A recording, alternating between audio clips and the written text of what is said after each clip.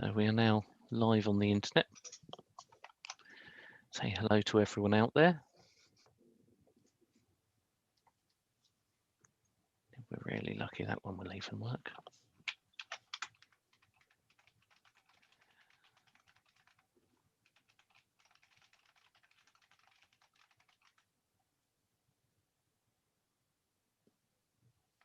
There we go, we're live everywhere. So welcome to a slightly disorganised Cyber Cafe Sci this week.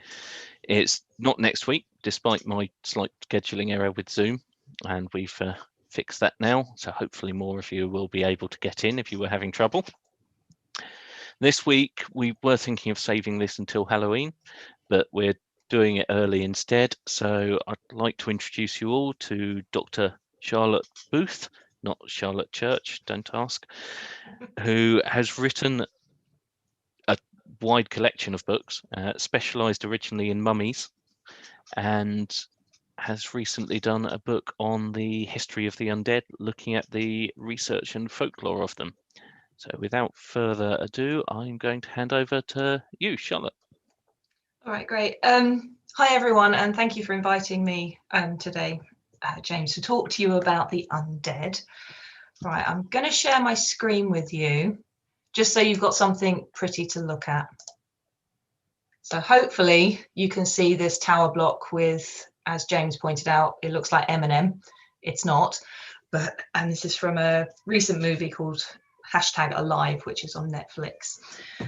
Just by way of an introduction. So yes, my name is Charlotte Booth, and I spent a large part of my career as an Egyptologist.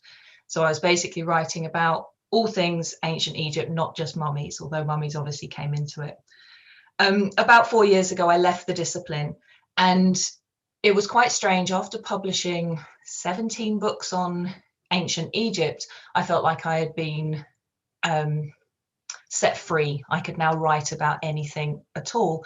And the first thing I wanted to write about was the undead, which obviously started with my connection of love of mummies, and then that extended to zombies and vampires. So my first non-Egypt book is The History of the Undead, and this investigates the truth and the reality behind mummies, zombies, and vampires, which all seem to have roots somewhere in folklore or archaeology or history. And I found this really quite fascinating. So when I was researching the chapters on zombies, I found this really, really interesting, because the modern history of zombies is actually still very much alive in Haiti. And zombies are a part of their daily life, not necessarily the zombies that we see in the image here, but they are part of life, and they are a threat. And I find this really, really interesting. And it's this aspect that I wanted to share with you today, is the study of real zombies in Haiti in modern times. So by way of a kind of potted history, we're all familiar with the zombies that we see here. Hang on, how do we change this? Okay, there we go. And from Shaun of the Dead, they're all very familiar images that we have of zombies, and are all very familiar with how they look. But over the past century, in popular culture, zombies have had an amazing evolution, where they started out at the very beginning as ambling plantation slaves. They were just drones to do the work that you didn't want to do. And then they moved to those super quick moving zombies that you see in World War Z, which are absolutely terrifying. And then, which I find even more disconcerting, are the fully functioning zombies that you see in iZombie, for example, and the Santa Clarita Diet, because they are able to live in the community, and you don't actually know that they're eating brains and they're actually dead. But the origin of all of these, regardless of how they've evolved, comes from Haiti and part of the voodoo religion, or the voodoo way of life. From a social history point of view, the idea of a zombie actually evolved from the slave community in Haiti, and the fate of the zombie and that of the slave were actually considered quite similar, which is why it was such a terrifying fate for your after death, I suppose. The way they were thought to be similar was they were torn from their families, they were removed from society, and they were forced to work for another individual after spending time confined in a tomb or a coffin or a slave ship. So the comparisons were really quite stark when you look into it. A traditional Haitian zombie was a recently deceased individual, so they would have been buried within a day of being zombified, and they were abducted by a bokor, I'm not entirely sure I'm pronouncing that right, or a priest. And there were a series of rituals that the priest or the bokor would carry out, which would remove their soul, which would be stored separately and therefore would remove their free will. And then they would be totally under control of this priest, and they would do his bidding. If he didn't actually need anything to be done by the zombies, he would sell them on as slave labor.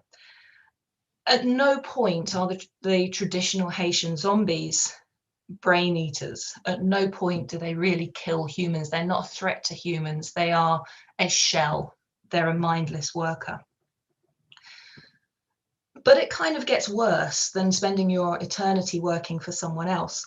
A zombie who has served his purpose, so once he's no longer needed or rotten bits have dropped off or whatever, they could be sold onto another owner to continue the work, or they could be sold to a butcher for meat. And this would be very concerning if you're wandering down your butchers and you're not entirely sure what the meat is in the curry. Really quite grim. But not all zombies were left to this fate. It was possible to be freed from this state. Some were released by the bokor, and others were released when he died. And I say he because it's inevitably a man who would be in this position. Release when the priest is still alive would happen if the zombie at some point had consumed salt. I'm not entirely sure why salt was the freeing agent, but this would enable the zombie to actually realize the current situation that they found themselves in. And this self-realization causes them to rebel. They can attack, they may kill their slave owner, and it's pretty much the only time that Haitian zombies do actually kill is when they've realized the state that they're in. Then the zombie will return home. If it returns to the grave or their tomb, as soon as they touch the tomb, they'll turn back into a rotting corpse. So it's if the bokor dies, automatically all of their zombies that they've created are freed, and then they would return home. But when they return home, they don't return home as they would have been when they were alive. They don't retain their original faculties. They retain the catatonic zombie state, both mentally and physically. And what I wanted to talk to you today about are actually 4 cases of returned zombies that were studied originally, I think, in the 1960s, and then they were re-examined in the late 90s, in 1996 and 97. The 4 zombies were Francina Ilias, who was a 30-year-old woman, Wilfred Dorrisson, who was a 26-year-old man, MM, a 31-year-old woman, and Clavius Narcissa, who, I don't have his age, but he died in 1962. He wasn't an old man. So the first case, Francina Ilias, she died following an illness which resulted in her suffering from digestive problems. And she died at home and was buried the following day in the above-ground family tomb, as was traditional. But this is where it starts getting really creepy, and I really want you to try and imagine what this would feel like, because 3 years later, she was recognized in the village. She was mute, she was unable to feed herself, she was catatonic, she was walking slowly with her head down and appeared to be completely oblivious to the world around. And she didn't answer any questions when she was addressed. Her identity was then fully corroborated by her family and her friends, and they recognized her by a scar on her temple.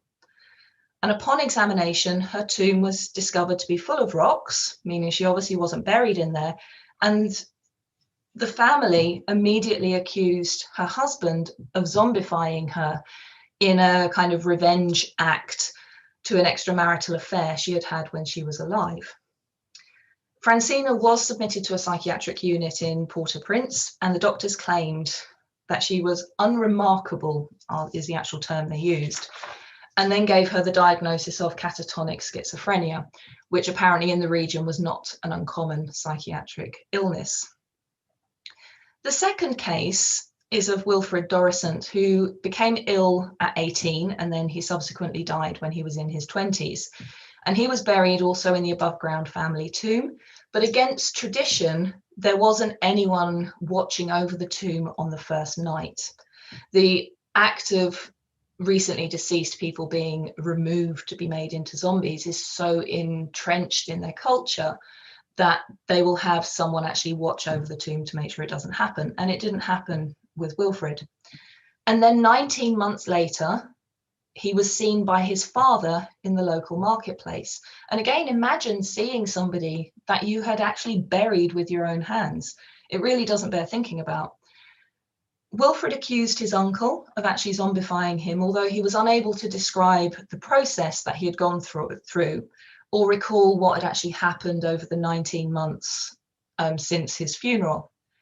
He had injuries to his wrists, which seemed to be consistent with being chained, and he also had a small 5mm hole from some kind of wound in the center of his chest.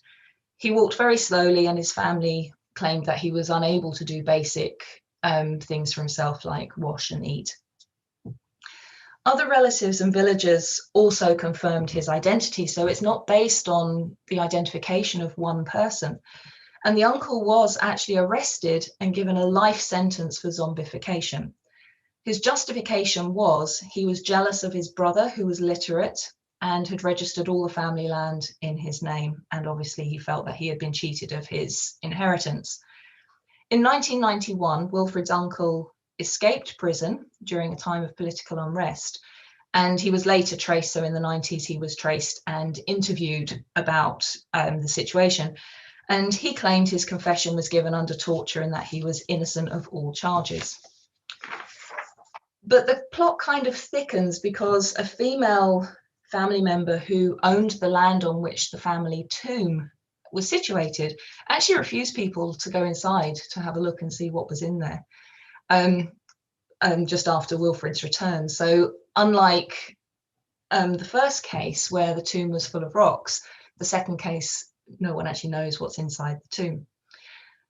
Medical examination of Wilfred showed that he he was diagnosed with an organic brain syndrome and epilepsy. The third case is just initialed MM, and she was 18 when she became ill with a fever and diarrhea. And ironically, this was actually following a prayer meeting for a neighbor who had been zombified. So they were having a meeting to help this zombified neighbor. And MM's body swelled up before she died. And this was in a very similar manner to Wilfred's, whose body also swelled up before he was buried. But she was traditionally buried, and the tomb was watched over on the first night. But 13 years later, she appeared in the marketplace stating she had been held as a zombie 100 miles north of her village. In that time, she claimed to have had a child with another zombie, and that she was able to return upon the death of the Boka or priest. After her return, her brother, who was a Protestant priest, recognized that she was actually a zombie and then held healing services in her honor. So we're already back full circle to what potentially started it all off in the first place. Before her death, she had been described as shy but friendly, whereas when she returned, her personality was very different. She laughed a lot, she giggled inappropriately, and she asked a lot of random questions. She had no obvious injuries except a small round scar on her chest, approximately 10 millimeters in diameter, which was also comparable to Wilfred, who had that small wound on his chest as well. Her medical diagnosis was a learning disability, perhaps caused by fetal alcohol syndrome. But this case is one of the unusual ones, if that could even be considered, bearing in mind what we're actually talking about. Because when the researchers in the 90s returned the girl to the marketplace, she was actually recognized by others as a different local woman who had previously, so 9 months previously, been enticed away by musicians during a festival. So it looks like she may have run away with the circus, essentially, or been abducted by them. So what we have with the case of MM are two families who claim she is their relative, and each family is accusing the other of zombifying her. Although this really is the plot of a movie, if you think about it, it does show how entrenched, even in the 90s, zombification is in the Haitian culture. And I find that absolutely fascinating. So basically, they got science involved, and MM's brother and daughter were contacted. They started just by looking at them, and both of them bore a family resemblance to MM. MM recognized her daughter, but still insisted that the father was a zombie. And then they did some DNA testing, which proved that MM was likely the mother of the child, but she was not actually related to two of the men who were claiming to be her brothers. So it seemed to be some bizarre village family feud going on, and it's really quite intriguing, and it'd be great to get to the bottom of it. The final case we're going to look at is that of Clairvius Narcissa, who was pronounced dead in an American-directed hospital in Haiti. He was suffering from digestive disorders, uremia, pulmonary edema, hypothermia, respiratory difficulties, rapid weight loss, and hypotension. He also showed symptoms of blue skin, which is called cyanosis, and tingling sensations. He was buried in 1962, but in 1981, a man approached his sister Angelina, once again in the marketplace, and introduced himself by a childhood nickname, claiming to be Clairvius Narcissa. He recalled being a zombie and accused his own brother of the act. He claimed he had worked on or been forced to work on a sugar plantation for 2 years until the death of the master set him free. And he recalls his own funeral where his sister was actually crying at the time. So he seemed to have memories of the funeral, he seemed to have memories of his death, and he had memories of his time as a zombie. He didn't recall how long he was in the tomb, but he estimated that it was maybe about 3 days before he heard his name being called, probably by the priest, the sound of drums, and the priest singing. And then as he emerged from the tomb, he was grabbed, beaten, blindfolded, and led away, which is part of the recorded rituals of zombification. He was identified by more than 200 village residents who all believed he had returned from the dead. And I find this collective belief absolutely intriguing, which perhaps indicates that he did return from the dead. You've got to bear these things in mind. It could be true.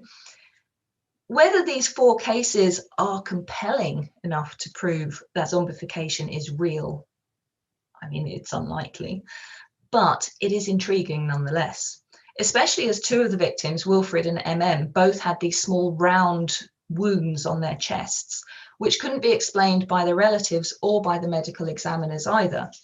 And additionally, with 3 of them, their families clearly remembered burying them. And this is what must be so terribly upsetting for the family. And culturally, once a zombie has returned, they don't fall back into their old life. They don't become that member of the family again. They remain a zombie. So they're kind of pushed out of society. So you have live people, dead people, and zombies. So they're like a different subsector of society. It seems that the victims also weren't chosen at random by the Boko, but would normally have committed some kind of social faux pas, such as theft or adultery, or there's a dispute between families. or they've committed something that has caused some accusation or shunning, I suppose, by the community.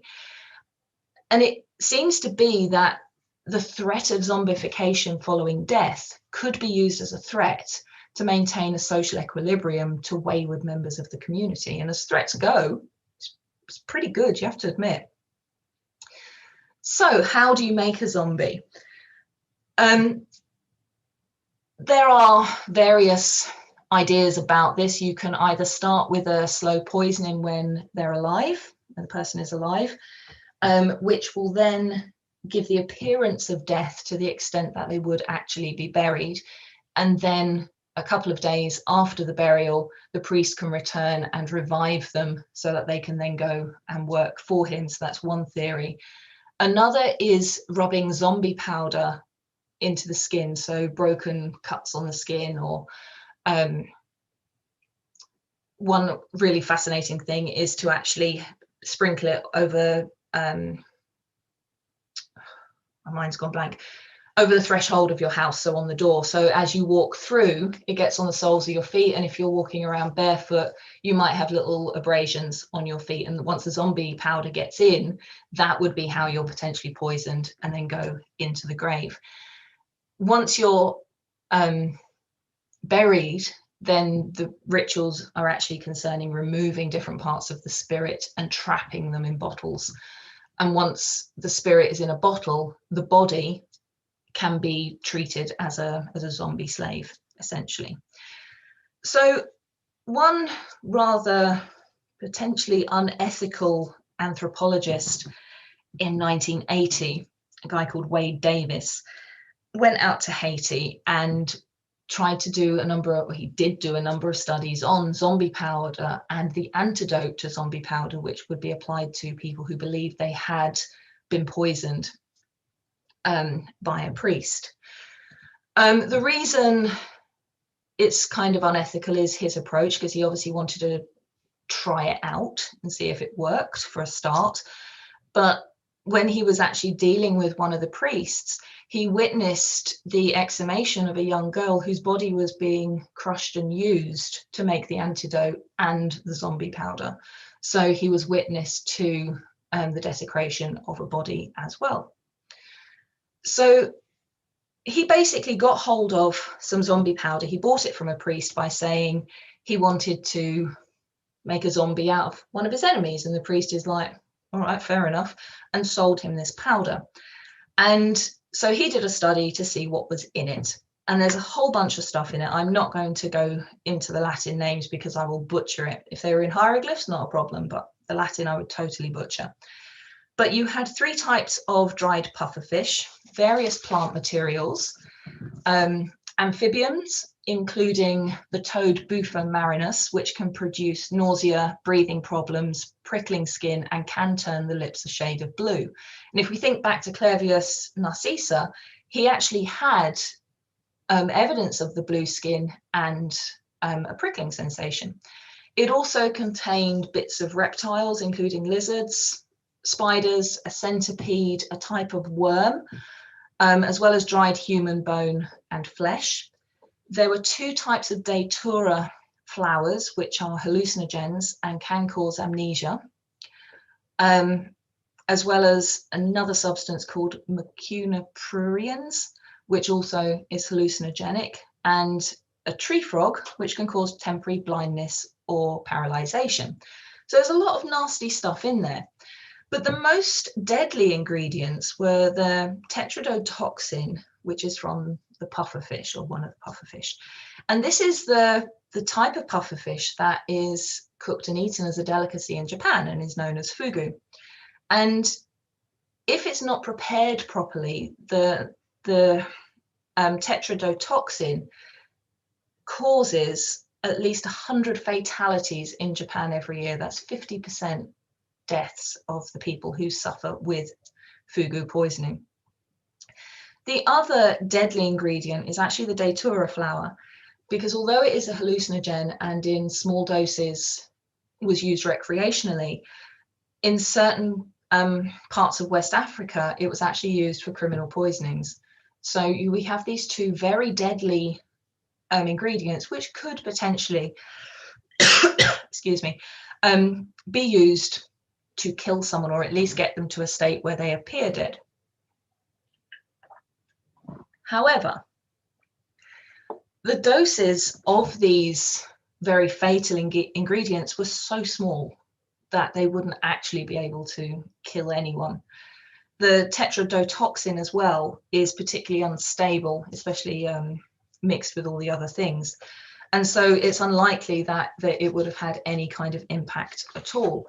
And tests were carried out on mice, and they showed that after taking this, they had no evidence of intoxication, let alone death. But it would, I must admit, my mind goes off in random places, and I do think it would be amazing if he had created zombie mice. It would be a real step for science. I'm not sure in which direction, but it would be a step. For those who believed that they had been in contact with zombie powder and were therefore fearful of their lives and their afterlives, the booker could offer an antidote, which I'm sure he charged an awful lot of money for.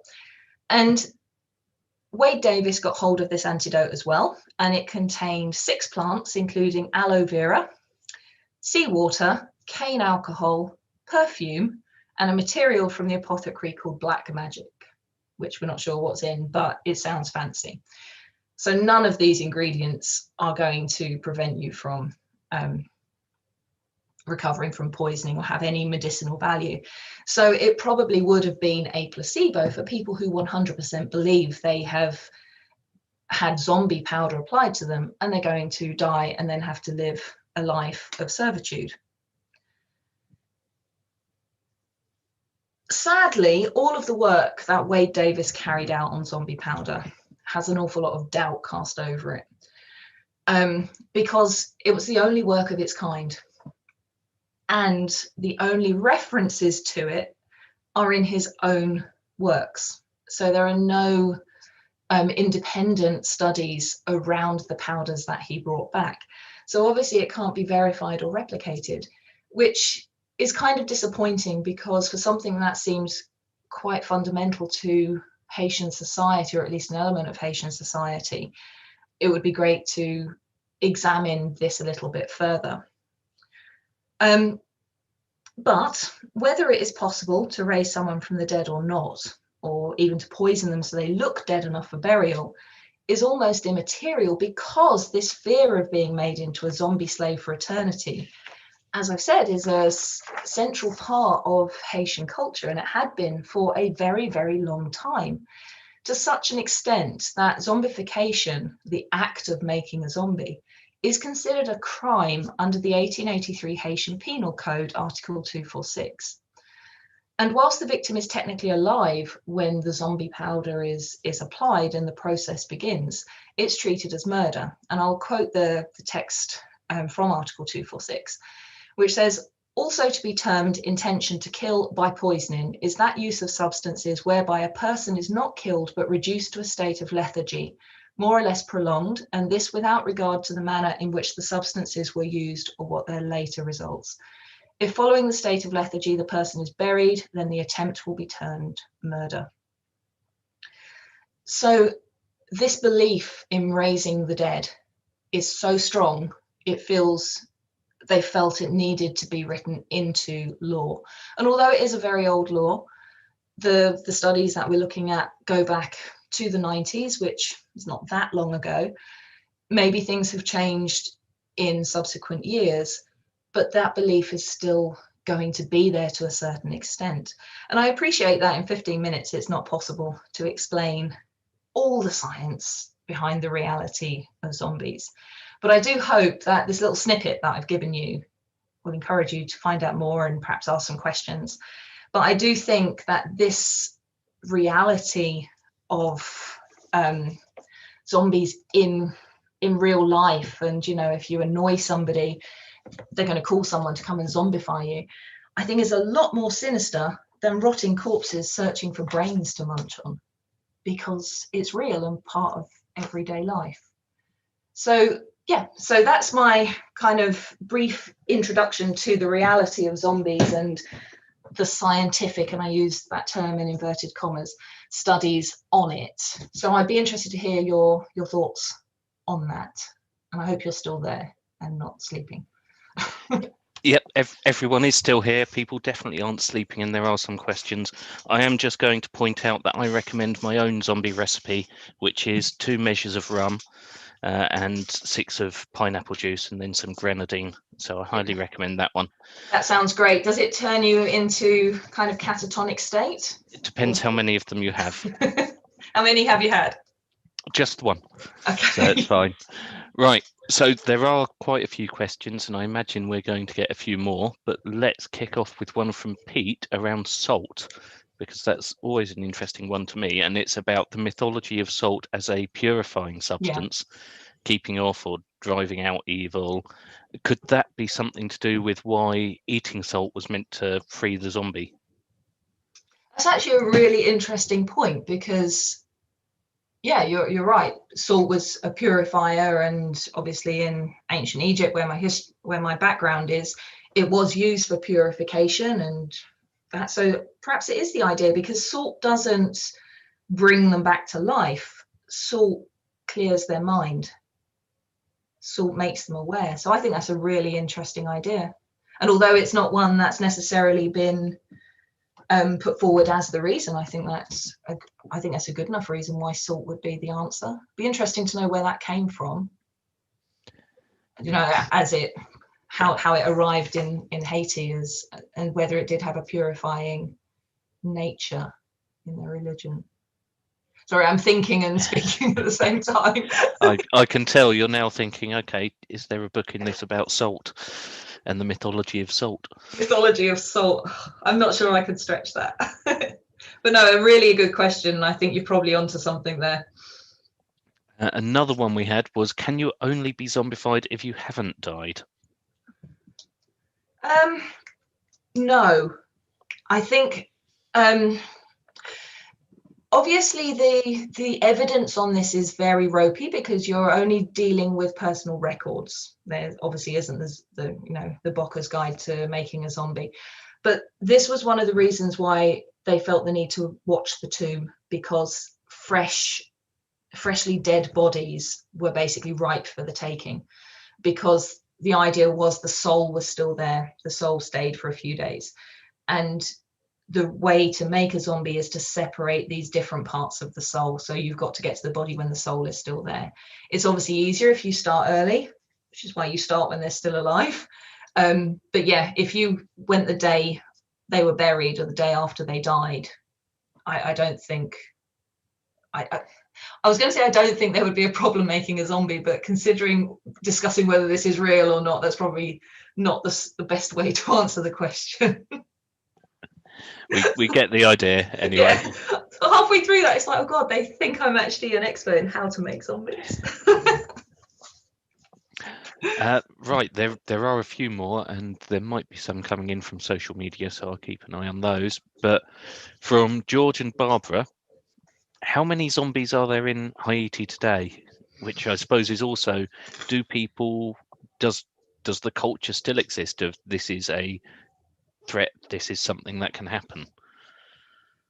I think as far as I'm aware, the law is still in place, so that law hasn't been removed, indicating that the threat is perhaps still there. And I think because this is all tied up in religion, religious ideas take a long time to be removed. If you think of Catholicism and the fact that exorcisms still take place, these are very old-fashioned ideas, and whether you believe someone is actually possessed by a demon or the devil, it kind of comes down really to superstition, faith, and religion. And so I think the belief is very much still there. Well, thing is, how would you know how many zombies? Because you only know when they start coming back, is the problem. It's a fair point. And there haven't been many studies on this. The studies the only things I was able to find are these very old studies. So where the studies are still carried out, I think the threats are still there, because there are a number of political groups that have been connected with the bad side of voodoo, because voodoo is a religion, a way of life, and there's bad stuff and there's good stuff, and there are these groups that are associated with the bad side of it who have been banned under zombification laws. So I think the threat is still there, but whether younger generations believe it still, or if it's just the older generations, I think that would take another anthropological study, maybe a trip to Haiti when all this is over. I'm up for that. I know that when we first were speaking about this, you said there's very little research into most of these things because some people have ethical concerns or something like that. Yeah, it's a very tricky thing. If you want to find out, okay, does this zombie powder work? The only way you're going to find out if it works is to start rubbing it on people. There's ethical concerns with zombifying people, even if they're willing.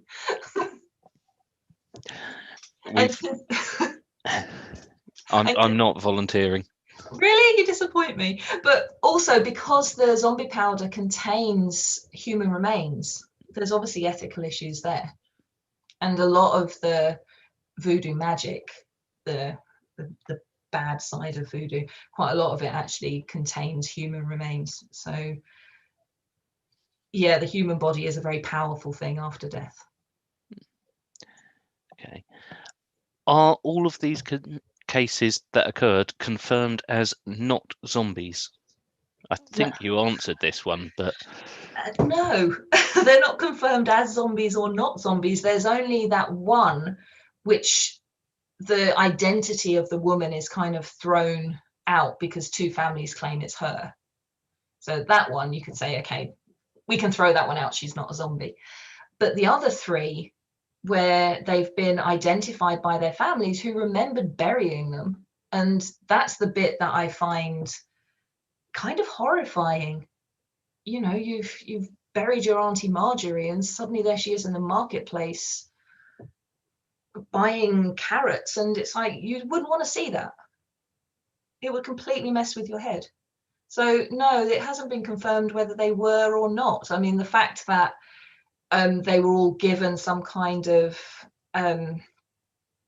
diagnosis of mental health disorders indicates the doctors are saying, no, they're not zombies, they've got learning difficulties, they've got these problems, they're schizophrenic or whatever. But did Wade Davis believe they were zombies? I don't know. Do you believe they're zombies? I'm not ready to venture an opinion. Need a few volunteers first. It's a fascinating question, even because there aren't any clear answers. It comes down to faith. Yeah, I'm interested in this one. So from George and Barbara, and this may be going back to anthropological studies, why does everything seem to happen in the marketplace? I must admit, when I was researching this, it's like, this marketplace is mad. It's teeming with zombies. It's where you go to find your dead relatives. I think that comes down to village culture. So in Haiti, you have a number of small villages and they'll come to the central marketplace because that's where you do all your shopping. And it's the same in many places around the world. So presumably, if you've just come back from a few years or a few months of being a zombie, the first place you're going to go is you're going to gravitate to the marketplace because that's where the hub of all the activity is going to be. But everyone else clearly avoids it because it's teeming with zombies. And we've got one here about mummies. So I'd be interested to hear your thoughts on mummies anyway, but let's do this one first. Do you think that mummies may have been linked to zombie cases? So Egyptians having seen undead or heard of undead and so determined to look after them and protect them. Could there be a link there? Right, this is actually, the answer is going to be really disappointing because the research I did for the book on mummies was actually the most dull because there's no history in Egyptian religion or folklore or legends about people other than the odd god rising from the dead. it wasn't part of the culture. But the kind of mummy as the undead actually comes from the late 1800s in the West, from horror stories. This idea of a reanimated corpse, because mummies were now being brought to the West, and so people could see these humans who were dead but they looked alive, and so it sparked the imagination of horror writers, and then that developed into the whole mummy genre that we have. There is actually nothing about mummies coming back to life that is any earlier than, I think, about 1880, which was, say, the least interesting of mummy, zombies and vampires, because it's a modern construct. It's probably better than grinding them up for snuff, though. Yeah, and paint, and putting it in your tea for long life and other such nasty things. But again, that's all about the same period. Mummies became very interesting in the late 18th century, essentially, and 19th century. It all became very intriguing because they looked so real. But yeah, that's the most modern of the undead. Yeah. Now, controversial one from George and Barbara. Could Jesus have been a zombie? It's not actually that controversial, although saying that I didn't put it in the book. I did think about including Jesus, but I didn't really want to get trolled, I'll be honest. But yes, because at the end of the day, a zombie is somebody who rises from the dead. And Jesus rose from the dead, as did Lazarus. So you go through religions, there are examples of people rising from the dead, which makes them zombies, essentially.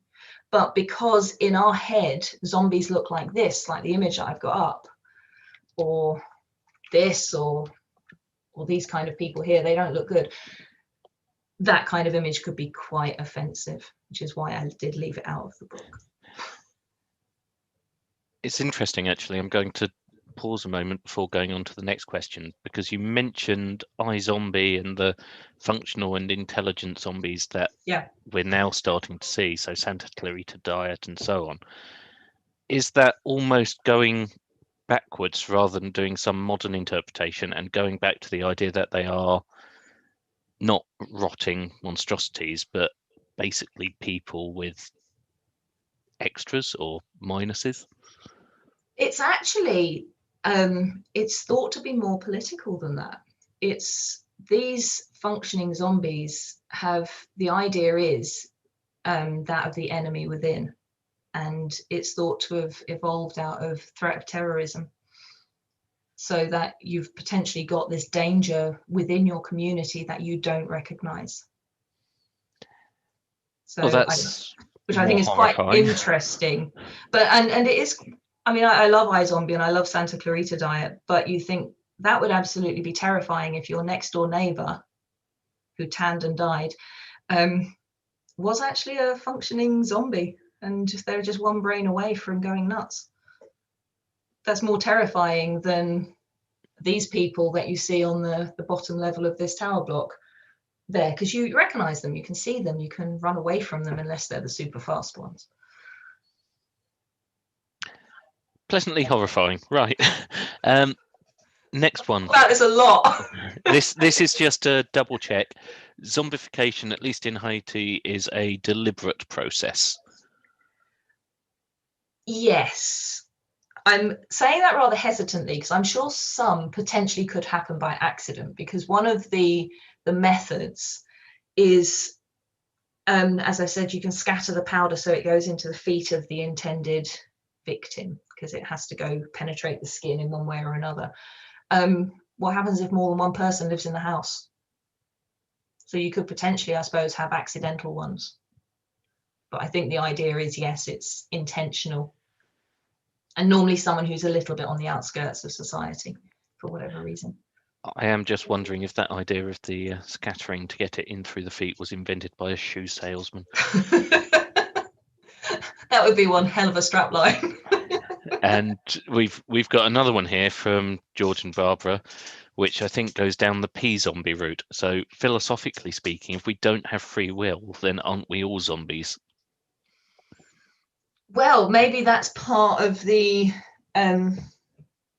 agenda behind a lot of the zombie movies and things that we look at. I mean, there's always a message behind it, and the fact in Haiti that zombies and the slave trade were considered very, very similar, and the way zombies were viewed were the same as slaves, I think says a lot about that yes, humans can be these zombies as well, once their free will is removed. And it needs to be considered actually that when Haiti was a slave colony, they're actually the only slave colony who rebelled, and they outnumbered the guards by a lot, and they basically took over the island, and they refused to work. They did all the same work, but they were working for themselves. So they were working through free will. So this idea of free will for them was so important that to have it removed was a worse punishment probably than going to prison, because their ancestors had already been there and overcome it. So that connection between losing your free will makes you a zombie. So even in a non-dead situation, that's possible. I think that is the point. I think that's where this idea comes from, that you don't want to go back to that state. It's an interesting take on it, and it leads nicely into the next question, which was any suggestion you could become a zombie because you believed you were, so a life of slavery or almost voluntary slavery? Well, thing is, why not? Because the power of suggestion is really quite it's quite strong, shall we say. I mean, if you take a lot of the cultures that have a very high curse aspect of their religion and belief system, if they believe they've been cursed, they kind of bring it on themselves as such. It's like a self perpetuating prophecy, really, isn't it? So yeah, I'm sure if you thought you had been rubbed the wrong way with zombie powder and you were going to become a zombie, every little thing that went wrong with you, you would think the process was happening. So I think the power of suggestion would have been amazing. And then you've got this priest who comes along going, but I've got an antidote for that. Here's the antidote and a pair of shoes. So you could see that I imagine the power of suggestion would have been one way of keeping people in check when you're looking at things like adultery, theft, and things like that. You could probably keep those people in check quite easily if they believed.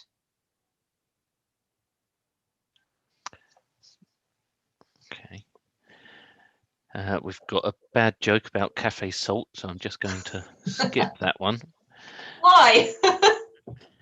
Because all it says is Cafe Sci becomes Cafe Salt next week, which it doesn't. But I do think there's a book there.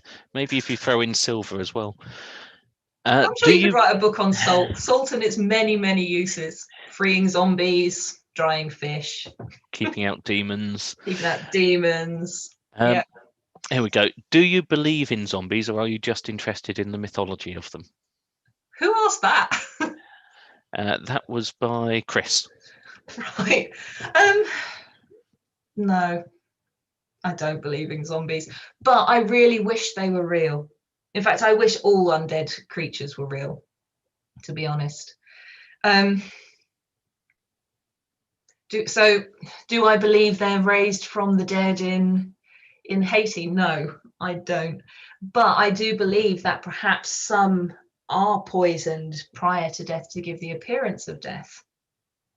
Because I imagine in some of the remote villages, at least in the 60s, probably not so much now, but in some of the remote villages, they probably didn't have a doctor's opinion. When someone died, you didn't have to, go off to the hospital and have the body removed to the morgue. That body you'd check it was dead, and then you buried it. You put it in the above ground tomb. So it's quite possible that there were people who maybe were poisoned or were incredibly ill who had the appearance of death and were buried and then came back in that way. But that idea, I mean, even in Victorian Britain, you've got these problems with people being buried alive because they've been taken ill or they've been poisoned in one way or another, and they have the appearance of death. And that leads to those amazing graves, which have the bells on a rope, so that if you wake up in a coffin, you ring the bell and someone will come and dig you up. So in that sense, yes, zombies could be real in that sense. And it would still be quite startling if you saw your Auntie Marjorie, who you buried yesterday, come ambling out of the tomb. It's going to give you a fright. And if you already believe that zombification is real, it's going to reinforce that belief, I think. And I doubt she'd look her best after a couple of days in a tomb. I'm wondering how many people get buried with mobiles. I know I plan to if I end up buried. So what? So it rings, or so you can call someone? So I can watch Netflix. A question or a point from, hopefully I get this right, Charmian.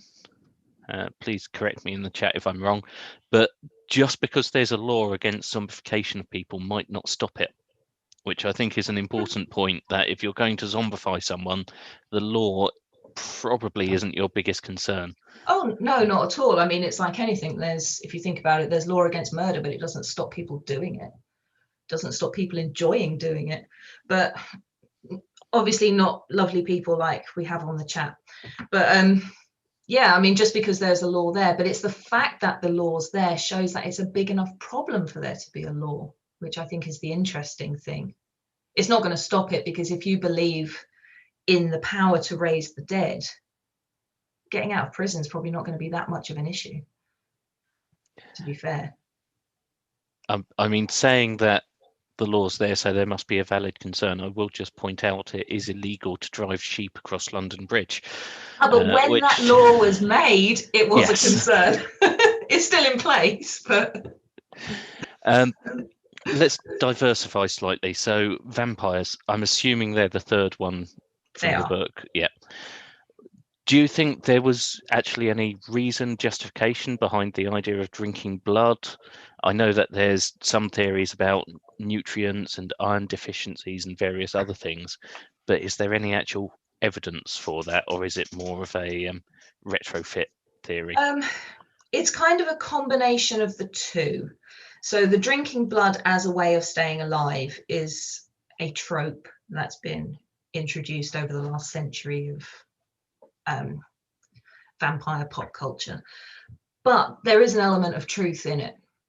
I use the word truth very loosely, because when you look back at the archaeology, because the vampires, there's archaeological evidence of vampires in the sense of deviant burials where the people believed this person was going to come back from the dead, and so they would bury them in a certain way to prevent this from happening.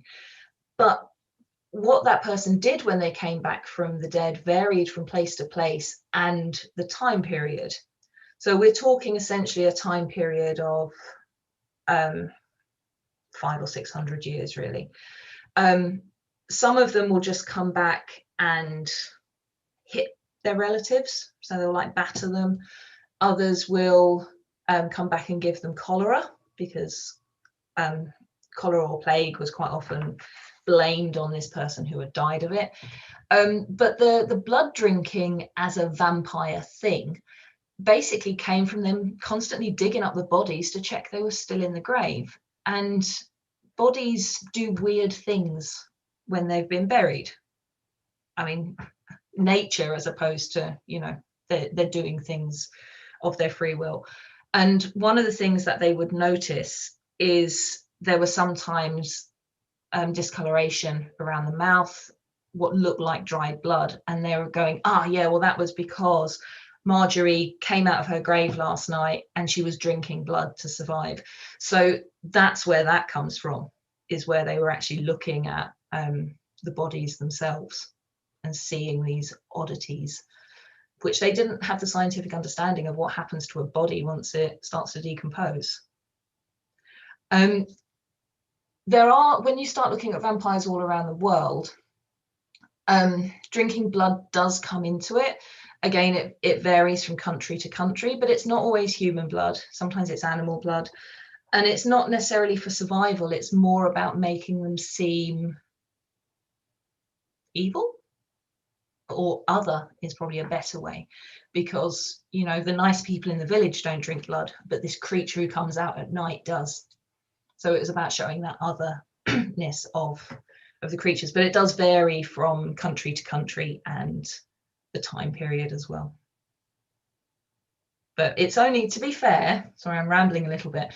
The other thing with vampires, as the sexy one of the undead trio, the thing with the nutrients and everything else has kind of developed more with the modern vampires, because of the three groups of undead. Strangely, people only want to live like vampires. They get to wear black and look slinky and be sexy and mysterious and come out at night. You don't have a subculture in society of zombies. I mean, you might get a flash mob of zombies, or I took part in a zombie 5K run where we were all dressed up as zombies, and you had to try and stop the runners from getting past you. But you don't live the lifestyle of a zombie, but people do live the lifestyle of vampires, which includes drinking blood, and they justify it by saying, you know, I actually need this. So it's quite interesting how modern culture has adapted the sort of vampire lore and the really weird beginnings, because if you look at the folklore of, say, the 15th, 16th century of vampires, you wouldn't really tell them much apart from zombies. They weren't sexy and sleek. That was from the movies, and, you know, the early 1930s movies where they became sexy and sleek and perfect for the Victorian drawing room. Traditional vampires look like zombies. They smell, they're rotting, bits are dropping off. They're not nice, but they've evolved. I think vampires have triggered a new wave of questions. So I'm just going to check whether you're okay for time. You're happy to stick around for a bit? Yeah, okay. I've got nowhere to go. Right, that's fine then. So another one from Charmian. As Christianity is so strong on ghosts in the afterlife, actually, are ghosts in the book? No. Oh, they're just dead then, not undead. Well, ghosts get mentioned because in some of the folklore, there's actually very little difference between vampires and ghosts. They quite often they interchange. Okay. Anyway, the rest of the question: is there evidence of zombies in other religions? Can atheists, materialists, and other religions in general have zombies or be zombified? Not that I could find. So the Haitian zombie seems to be where Western pop culture has come from. But as somebody asked earlier, was Jesus a zombie? Kind of. There are other religions where people come back from the dead. And I talk about this a little bit more in relation to mummies, actually, because there's, I've forgotten where it is. There's a place in Southeast Asia, I think, where every so many years they have a festival where they dig up all their dead family, redress them, give them cigarettes to smoke, basically hang out with them for a bit and then rebury them again. And although that's not zombie as such, it is having an afterlife for the dead. There are lots of cultures where the dead feature, and they feature in life, as opposed to in the West, where we don't really talk about death very much. When somebody dies, you do a funeral, there's a wake, and then that's it. You kind of get on with life. But then there are these cultures where the dead are much more important. That's probably the wrong phrasing. They're much more present, actually, in their physical form.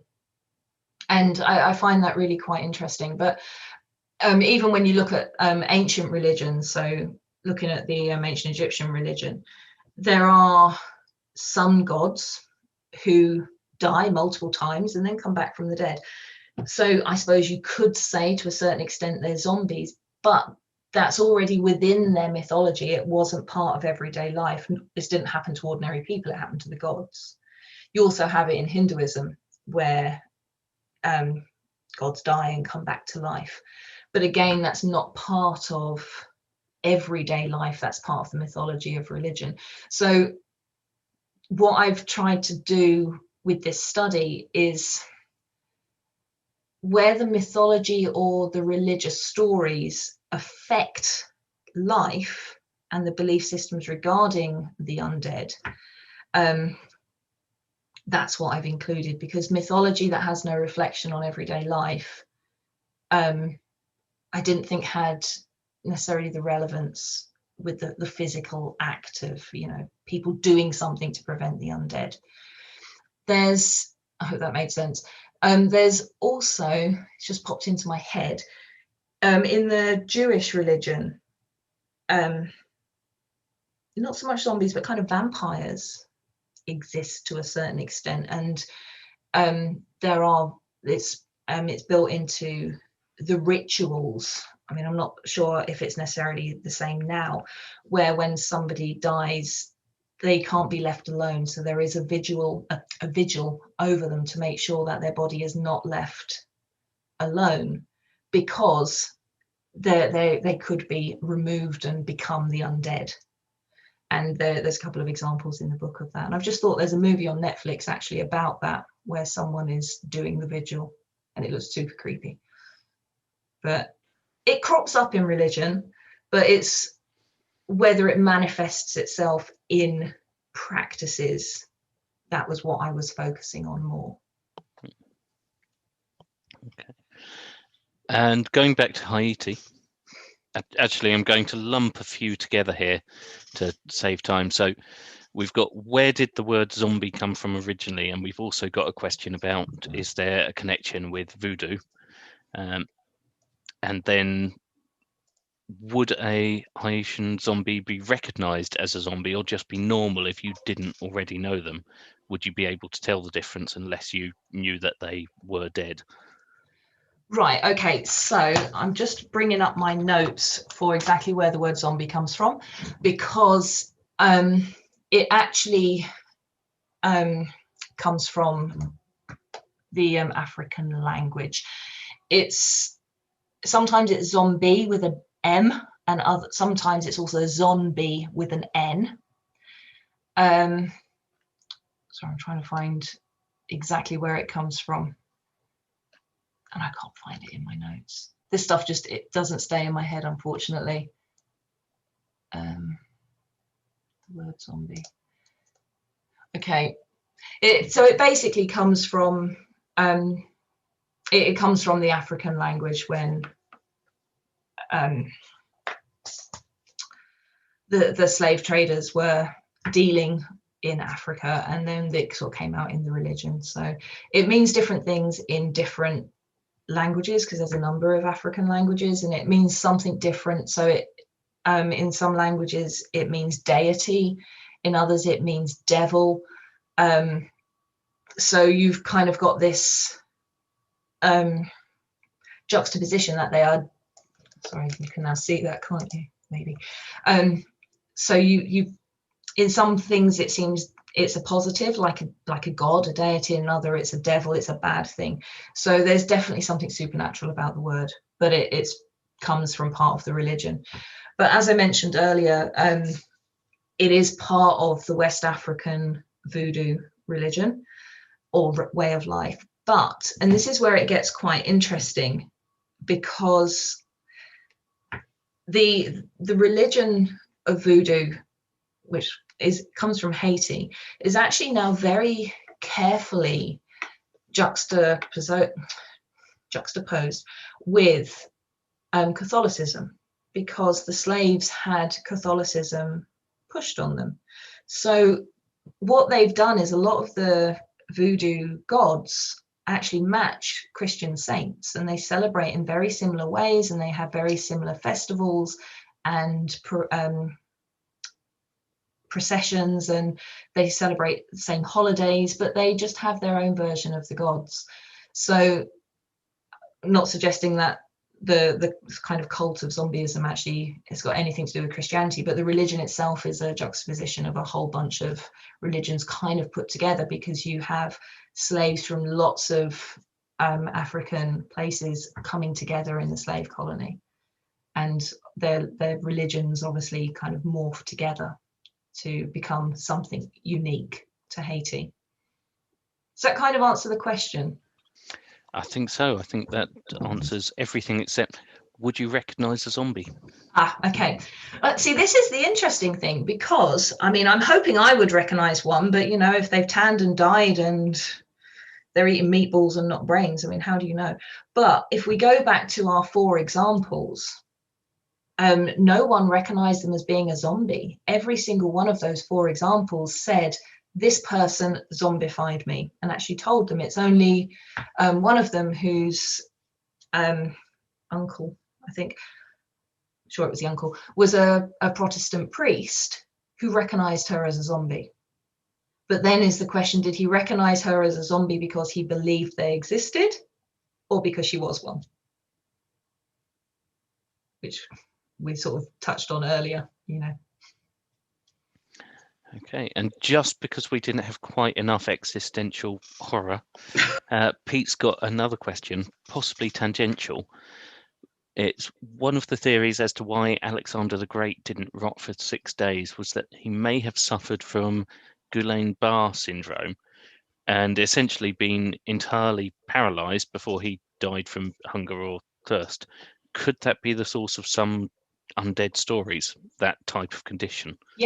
Yeah, exactly that. I mean, if you think about it, if he had got his faculties back and his movement back, and he had stumbled out of the tomb, what would those people have thought?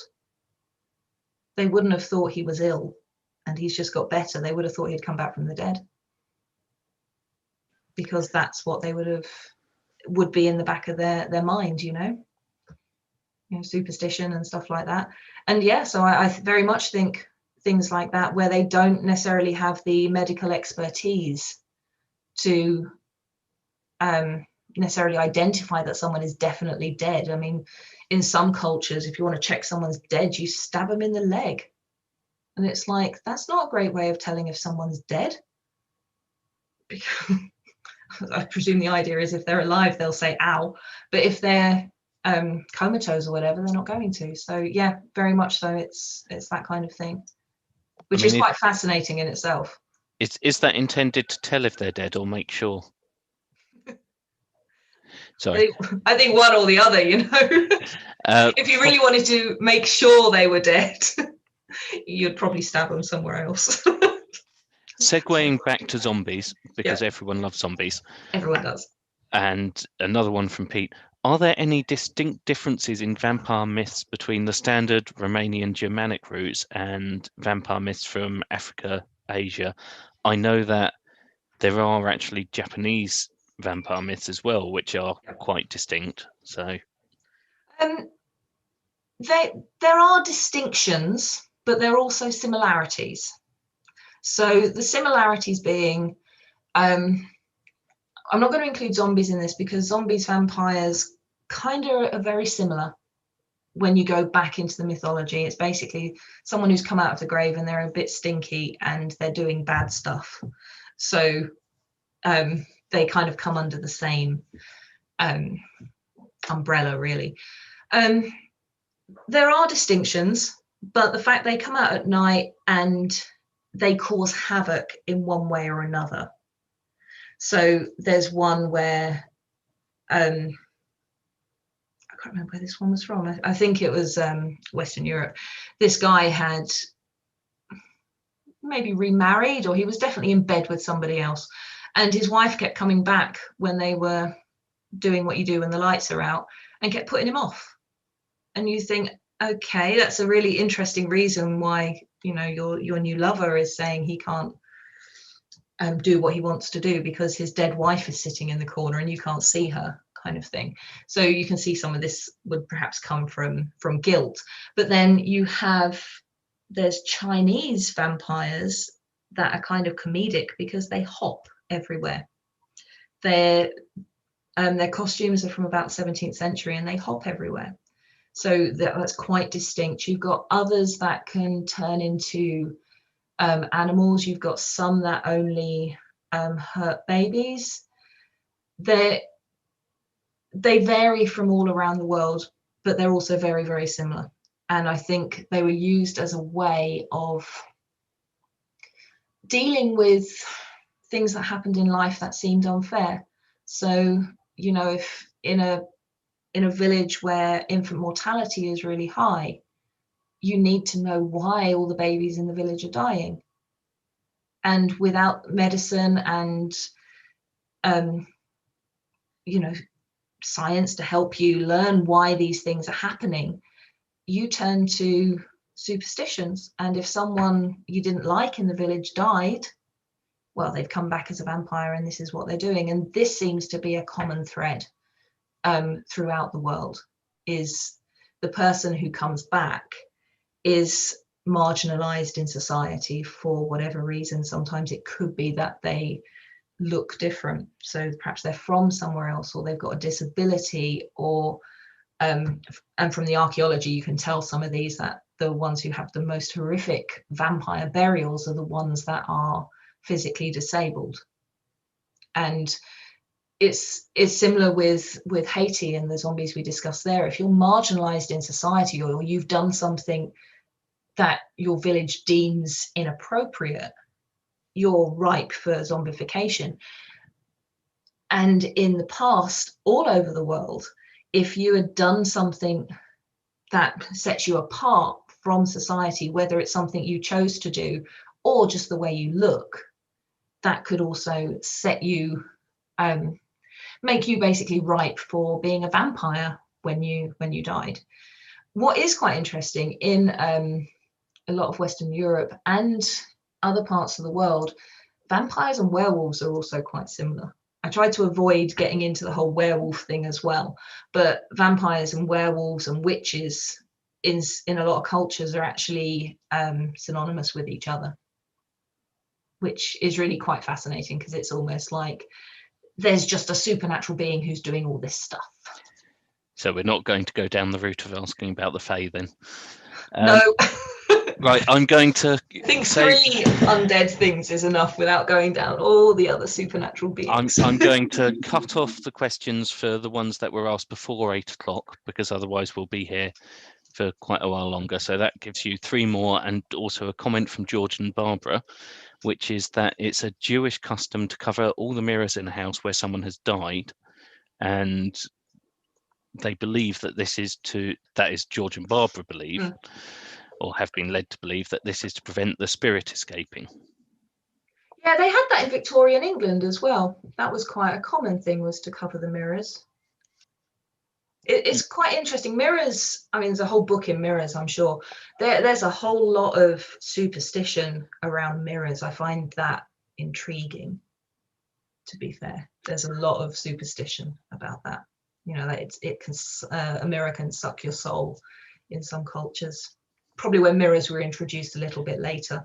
But yeah, mirrors are quite interesting. But yeah, there's quite a few cultures that cover mirrors when someone dies, as well as opening windows to make sure that the soul can get out is another thing. Some cultures will have the windows open so the soul can leave, because you don't want it hanging around the house. I'm pretty sure there's a feng shui thing with the mirrors as well, but I'm just going to ask the one last question, and then we can call it a night and let you get some rest. So again, from George and Barbara, would a zombie know if they were a zombie? Only if they'd had salt. See, that's the key. The being a zombie, you don't know you're a zombie until you've come into contact with salt, eaten salt, because that brings self-awareness. And once you've got self-awareness that you are a zombie, that's when you're able to escape. Thank you. Thank you. That was absolutely brilliant. I'm not sleeping tonight. Are you going to be watching zombie films? No. I'm going to be there's a whole load of new ones that have come out since I finished the book. It's great. Yeah, there's a whole thing around. I mean, are werewolves undead? Are they not undead? What, I didn't anyway. even want to go down that route because technically you can tie them in with vampires because they start with the same mythology. But then you get into all the wolfy goodness, and that's a whole other set of chapters. And I wanted to keep it realistic, you know. Yep. So just the zombies, mummies, and vampires. Yeah, because they're all human, and we know it could happen, maybe. Thank you. That was absolutely brilliant. Thank everyone, or I'm thanking everyone for coming, and thank you for those watching on the various streaming platforms. You have written a book about this. I have. And I'm looking forward to my copy arriving. But for anyone who wants to know, it's The History of the Undead. Yep. So History of the Undead, Mummies, Vampires and Zombies, and it's by Pen and Sword Publishers, and you can either get it from their website or Amazon, or I have a few signed copies on my website. And with that, I'm going to announce what our next one will be, which will be Chris talking about looking for cosmic rays in pints of beer, which I think is about as self-explanatory as it gets. It is more to do with bubble chambers and actually looking for cosmic rays, not looking for the answers to life, the universe, and everything in a pint of beer. But it will still be an interesting one. And that's next week, when I promise we will not have the scheduling errors that stopped some of you getting in earlier. So with that, I'm going to stop the live stream. So goodbye to everyone watching on live